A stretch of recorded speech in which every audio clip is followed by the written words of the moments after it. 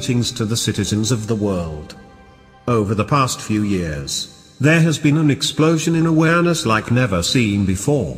Worldviews have shifted dramatically and key issues have come into the spotlight which would have never met such a great audience just a decade ago, such as sustainable agriculture, contaminants in vaccines and in the water supply, and mass surveillance.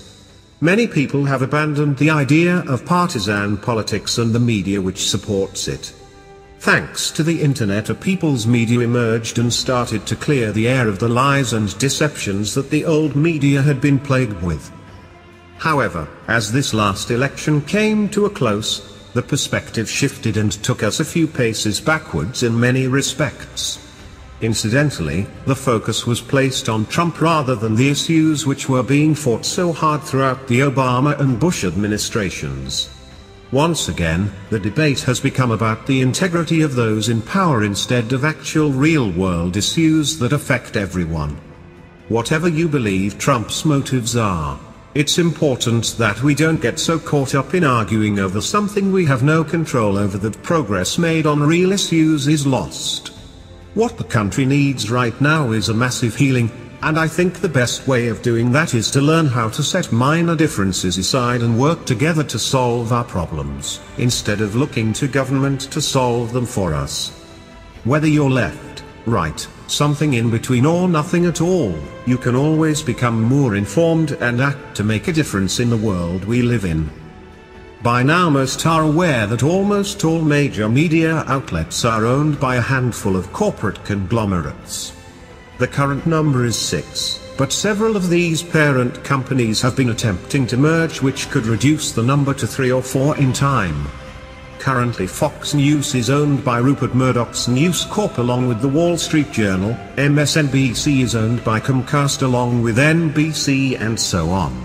Outlets like PBS and NPR are funded partially by the government itself and partially by people like Bill Gates.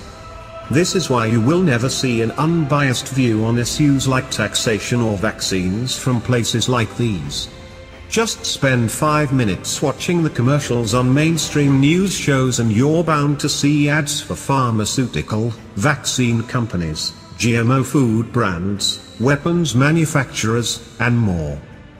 At some point you have to come to terms with the fact that the majority of what you see and hear ultimately comes from just a few sources, maybe even one. Now, no reasonable person would think that they have anything resembling an impartial view by only listening to 1 or 2 sources of information and perspective all the time. That only leaves you with what one group wants you to know. The only way to reasonably understand something is to seek out information that you don't already agree with and be open-minded about it. You won't agree with everything you hear, but at least you'll be listening to as many sides of the story as possible before making up your mind. The best way to combat this issue is to support the independent media. The most likely place that you're going to find truthful information on a consistent basis is not from big-name news companies like Fox News or the New York Times, but from smaller media outlets with a strong code of ethics which are willing to diverge from the status quo. Clearly, being engulfed in partisan politics is not getting us anywhere.